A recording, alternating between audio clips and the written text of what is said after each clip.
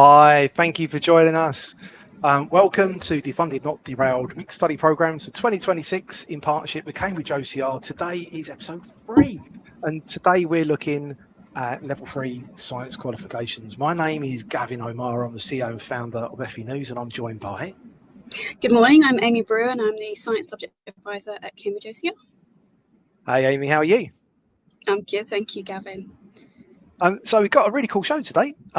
We have been on a little bit of a journey on episode 3. We've gone through Defunded, Not Derailed, and basically today we're looking at science qualifications. We've gone on the journey through setting the theme, and then we had a few announcements and things happen around that.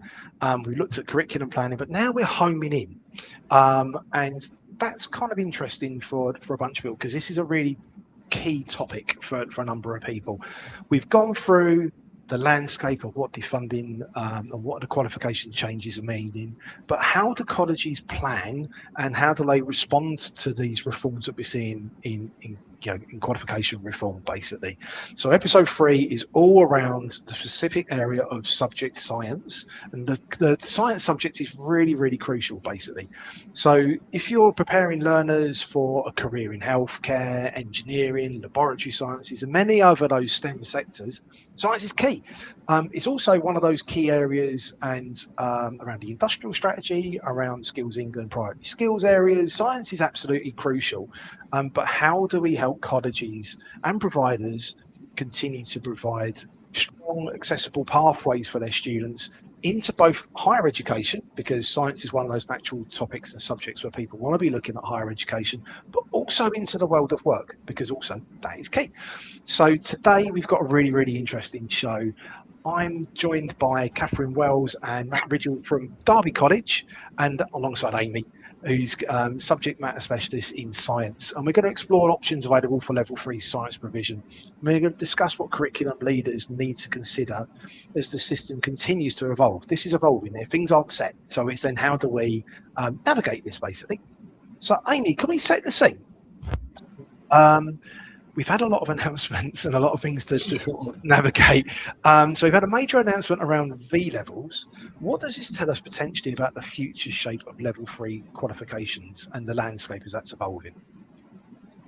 Yeah, I think there's a real kind of effort here to give students opportunities to mix academic or A levels with the V levels and provide programs for students who can make good progression towards careers, apprenticeship pathways. So there's kind of that kind of balance is more available for schools and colleges to be able to set, rather than everybody's either doing A levels or everybody's either doing a vocational subject. So there is that kind of mixture now, and we know that with the AAQs, centres who have been very traditionally delivering A levels are mixing in some of our AAQs with their A level programs. So they're giving that flexibility of program for students to be able to continue to study science and continue their journey in STEM, but just via a really different pathway. And I think it will make it easier for parents and students to make those choices, because the language of V level, A level and T level will be applied across the boards. So students are not going to need to have to read up about the differences between the different titles and what one qualification might mean for another. So that kind of parity is going to be easier for students and parents to make those kind of really informed choices as well. But there is that greater opportunity there, I think, for a mixture of programs that meet different kind of outcomes for students. And it's going to be good for choice for learners and students, isn't it? Yeah, definitely. When we get there and stuff, it's going to be better for choice to be able to mix it, isn't it? And stuff. Yeah, I think it's going to be a good breadth in the titles as well coming through.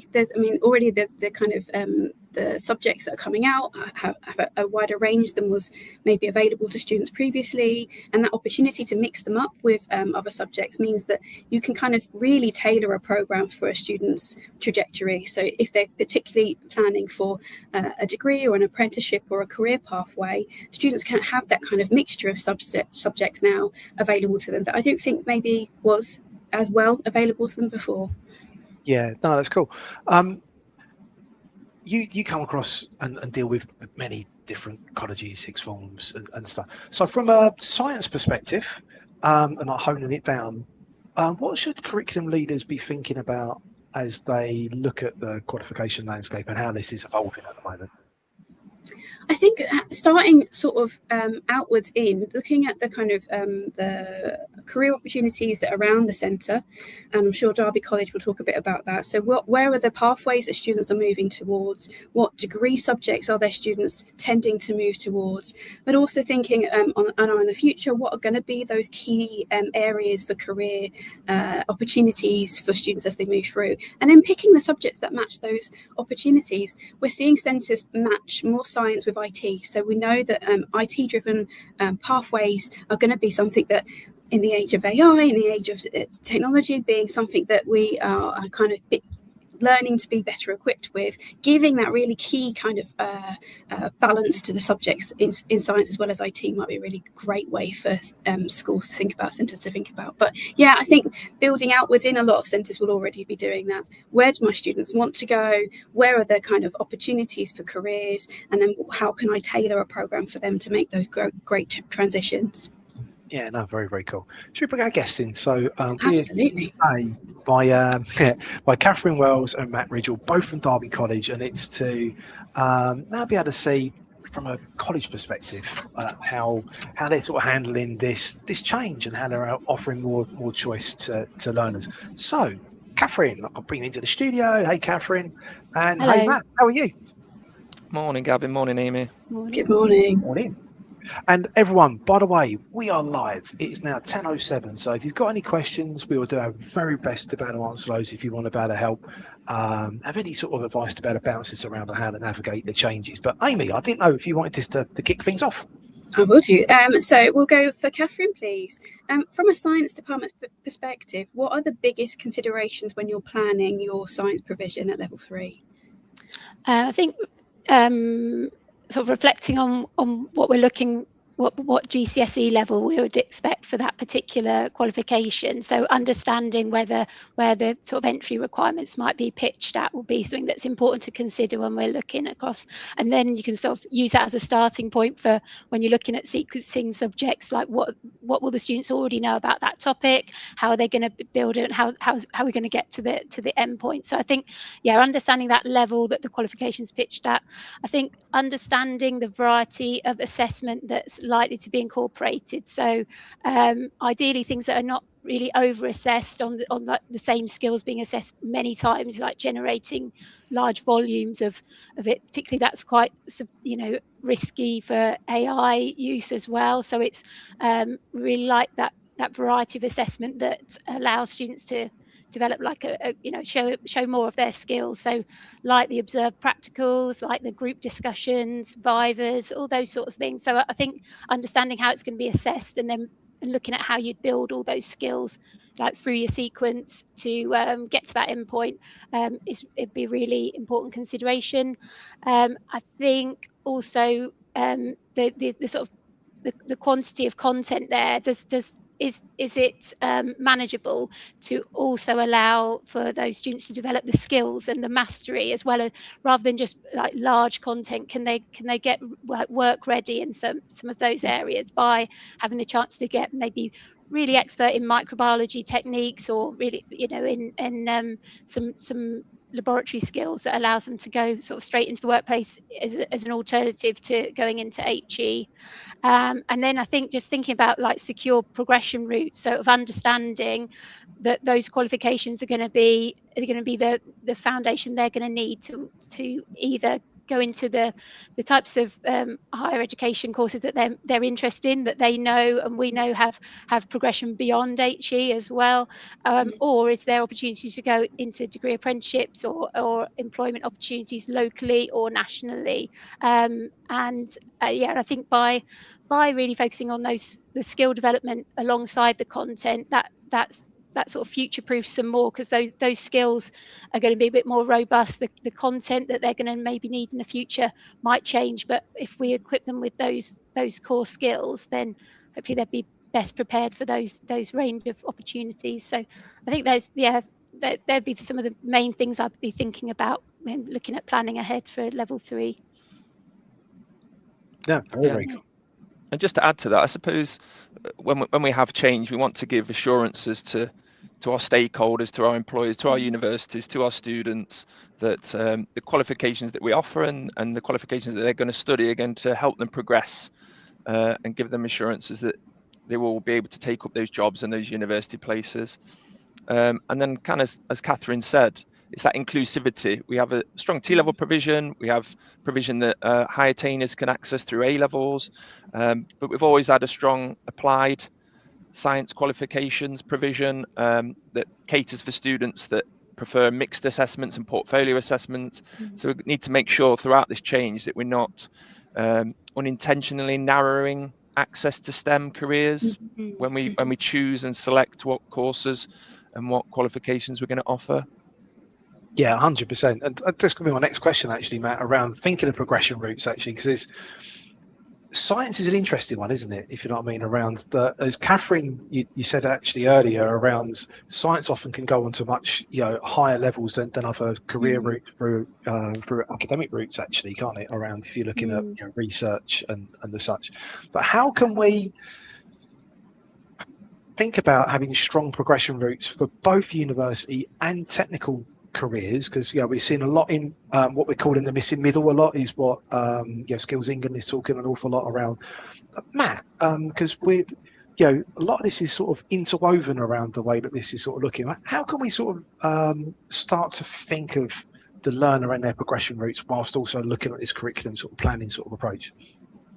Yeah, I think the two main priorities should be about strong relationships, so around those endpoint destinations. So what relationships do we have with universities? Because primarily students will want to continue to university and access higher level qualifications for those higher level jobs, but also strong relationships with employers. And so whether that's engineering, laboratories, NHS, apprenticeship providers. So have we aligned ourselves with those employers, with those universities, to ensure we have a curriculum that they expect and that provides skills and knowledge that they're going to benefit from. And so I suppose the second part is a balanced curriculum. So do we provide students with the knowledge, the scientific knowledge they need, the practical skills? Amy mentioned about the importance of data and digital skills. So are students able to analyze data? We see that increasingly more in job descriptions, and there's hopefully V levels that will be prepared in those areas. But it's also things like mathematical competence. And I think it's also important to recognise that the qualifications are part of a study programme, and the kind of nature of a study programme is that it's more than just the qualification. There are many other literacies, if you like, that students should develop to ensure that they're appropriate for the workplace, appropriate for university level study. And so I think we shouldn't lose sight that, okay, we want students to succeed on a qualification, and we want to make sure they've got the correct pathway to higher education or apprenticeships or the world of work, but it's also those skills, behaviours, alongside the knowledge that they'll need to be recruitable candidates.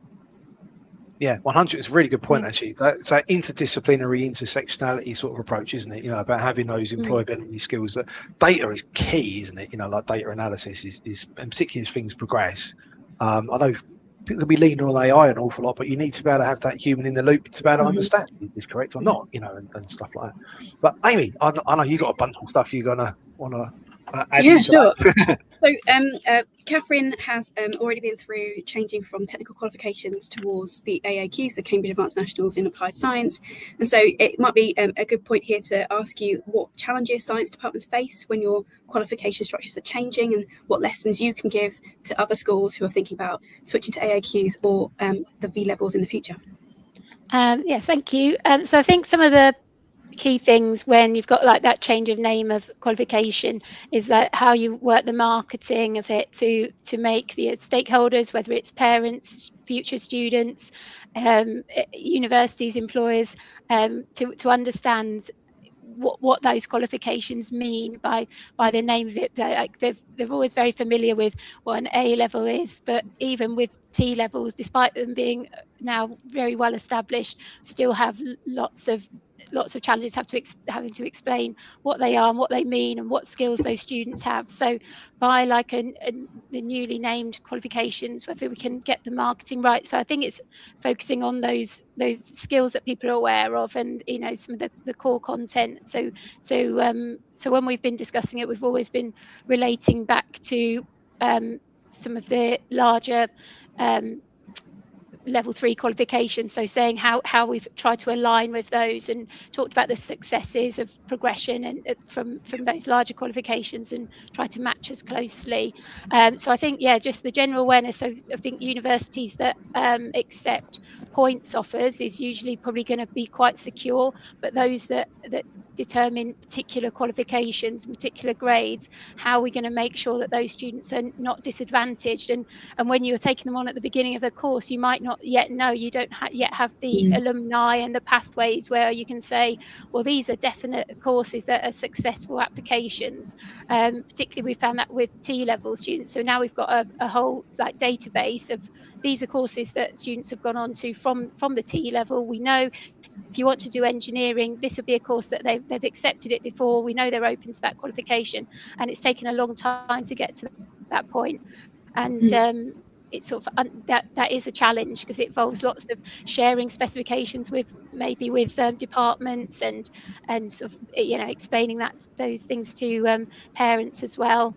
I think understanding your planning for like IVing, like understanding the level that you're assessing at and making sure that you've got all your assessors or all your teachers assessing to that right level, so that when you're doing assessments throughout the year that you're giving accurate predictions about what grade the students are working at, so that when they get to those endpoints, they're not they're not getting a big surprise. You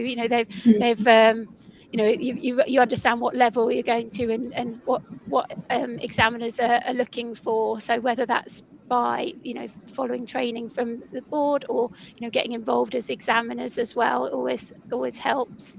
And I suppose the target setting as well, so understanding what grades you'd expect in new qualifications from their GCSE background, and being able to work out what would be appropriate targets for them to work towards during the course. So I think there's some of the main things. Obviously, resourcing. You might have new costs for practicals and things that you might have in the past. Like with the T-level, we'd have like maybe one Geiger counter would be all right for a department, but in a T-level, you're expecting every student to be able to use that in a small amount of time. So that's a big change in resourcing, and maybe textbooks and anything that you're presenting could also have to be updated. So there's obviously a time involved in the planning and getting up to speed with everything. Yeah, definitely. If I could add in as well, like David's made a really good point actually to back up what you're sort of saying there early on, actually, around the key for success for V levels was the awareness and acceptance of qualification on both HE and employers, also parents, I would say as well, and as well. That's a key for this, I would say. And there's particularly when there's been a lot of change in post 16, which there is at the moment. So it's a really good point there, David. Matt, can I sort of add a little bit into there from what Catherine was saying? Because Catherine is obviously looking science, but you're also looking across the whole suite, if you know what I mean, like college-wide. There's obviously a bit of a challenge there because Catherine mentioned about resourcing and also looking at materials which are in place and interconnecting again exactly what David was saying around that acceptance. How big's that challenge been for you, and what sort of plans have you got, or what advice could you share with others to better to roll that? Well, I think obviously we want to provide consistency for students, consistency for our staff, and I think the delay to defunding gives us that time to provide that consistency. So that's hugely appreciated. I think we need to reflect on how students might select the new qualifications going forward. I think we'll see that A-level students or traditional A-level students, they'll have an expanded suite of qualifications that they may mix and match. But as our college, we're really conscious of being inclusive to every student and their entry-level qualifications and the type of assessment that they might prefer to take. And so we need to make sure we've got an inclusive suite of qualifications, and how we structure that, especially with the demands of multi-site models where we can't necessarily mix and match across sites. That is a challenge. So there will be some priorities and selecting of certain qualifications based on those limiting factors. We'll also obviously look at the capability and the preferences that our teachers have. What professional development do they need? And I think that defunding delay provides us that time to really consider professional development. And I think science is an area where they've had some change in terms of introducing T-level science. So they've had that experience of introducing a new qualification, unknown to learners, parents, employers and universities. And that can only stand them in good stead, and it's about sharing that practice across other areas that the college can learn from. Yeah, no, that's cool. Can I ask as well,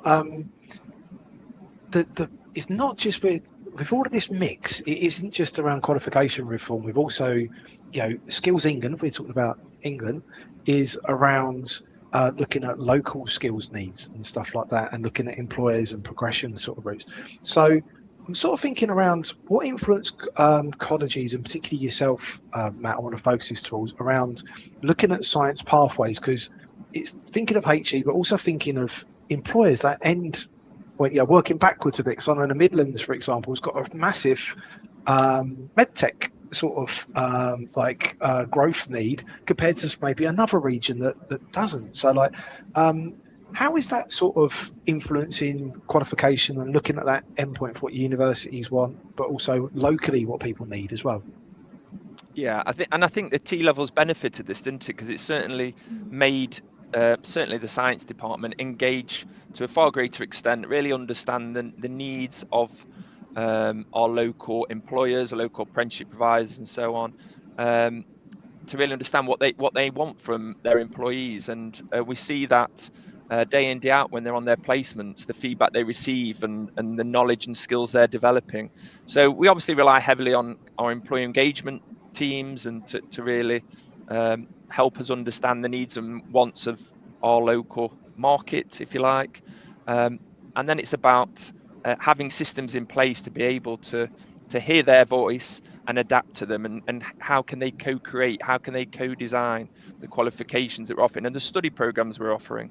And so it is about those relationships and how we build those. The challenge is that with provision like V-levels, to what extent will that be burdensome for employees as more providers seek that support with the introduction of such qualifications? So do we rely too heavily on employers, and how can we make the qualifications that we provide efficient for them? And so it has an impact and it develops the students that they want, but that colleges and schools and remain the leaders in providing those qualifications. We don't rely too heavily on employers to deliver those qualifications.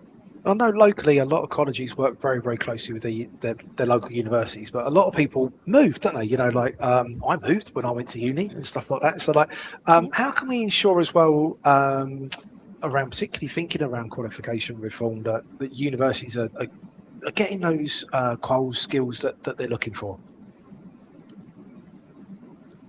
Matt? I think I think from my perspective, I think we work with local universities obviously, and we see an increasing trend of students remaining closer to their base in going to university. So that gives us great confidence that we know what their likely destinations want in their students. But equally, education has not changed so much over the years. We know that in the science realm, that universities are going to want technical excellence, they're going to want those strong academic foundations, they're going to want students that understand scientific method and strong English, strong math skills. And so we can provide that consistency that will remain even if there are adaptations to what they want to provide and what they want from their students. Yeah, no, cool. Catherine, how are you sort of seeing that? Because it isn't just, there's one element around looking locally, but there's also, looking national, isn't it, And I think by having the larger qualifications that we've had up to this point with extended diplomas or the T level, and having that cohort of students all being together for the whole week, it's really allowed us that flexibility to engage with lots of different universities and lots of different employers within the week, because the students are together all the time. And when we want to bring in projects that link with employers, and we want to bring in visiting speakers or bring in develop like we have things like Dragon's Den activities when we bring in employers, it's with them being a cohort that are very much together all of the time. Those things are so much easier to facilitate, whereas it's just imagining how in the future, if they had that choice of pathway, and they were putting together all sorts of different combinations of V-level course, how we would still bring that in, because we think about a whole progression from like employer-led induction through to like preparing for placements, being on placement, and it's very much embedded in the whole week for the students. So it's what I think, once we understand what the titles might be for V levels, it's understanding whether it would work best for our cohort to form a program that's made up of a number of V levels that meet that sector need, with sort of still being able to keep those options open going forward to HE or employment, but still being able to nurture them and support them in that smaller cohort where they're all together. Yeah, no, that's cool. I can't believe time is like pretty much gone. So wrap up question really. Matt, can I start with you? So what one key factor would you recommend to other colleges, sixth forms, to keep in mind when planning for level 3 science provision for future cohorts? Like this, a 1 minute, if you could. Yeah, I think one thing that we're hoping to provide is stability for learners and stability for our partners. And so I think it's about stress testing the plans that you have, and it might be very much a case of having a back of house and a front of house. And for the students, essentially they're getting a science curriculum that develops knowledge and skills that employers want and universities want, whereas we know in the background that there might be some uncertainty that we maybe don't want to portray to learners. So I think it's about that stability and being that consistency and giving that credible choice despite the reforms that are taking place, and will provide some uncertainty. Yeah, no, that's really cool. Catherine, what would you say, like, to another, if you used to be another curriculum leader over a cup of tea, and what would you what would you recommend? I think just really focus on those future-proof skills that are going to equip those students with the all the skills they might need, and to really think about whether it's going to be pathways that have like a wide range of progression options, because at 16 they don't, there are not lots of students that are going to want really narrow pathways. They're going to be changing and making lots of decisions based on their experiences and things and the opportunities. So I think the opportunities from the V-level pathways need to be really broad in terms of whether it's HE courses and different sectors within the science industry as well. So I think it's considering the widest option of progression. Yeah, that's cool. And mystery LinkedIn user also agrees around having those values like coming through. Amy, what would you say from your perspective, just on a one-liner, if someone's really struggling to sort of navigate this, what would you recommend?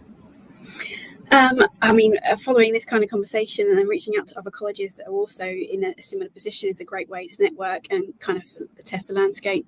But definitely getting in touch with us. We talk to centres daily. We are reaching out to lots of different qualification pathways and programmes that are available to centres. And so, yeah, emailing us and giving us a shout would be one great way. We're really happy to help and kind of explore the different ways that we can support you. Yeah, no, that's cool. Well, thank you, everyone. Really cool. It flew. So thanks for joining us today. And I just want to say, yeah, thanks, Matt. Thanks, Catherine. Amy, you're great. Next week, we mentioned it a few times actually about this next sort of progression route, but we're next Thursday, 2nd of April, 10 a.m. We're looking at computing, IT and cyber. And we've talked about that sort of blend within there. But thank you everyone for joining us today. I hope that was helpful and we'll see you next week. Thank you. Bye. Bye.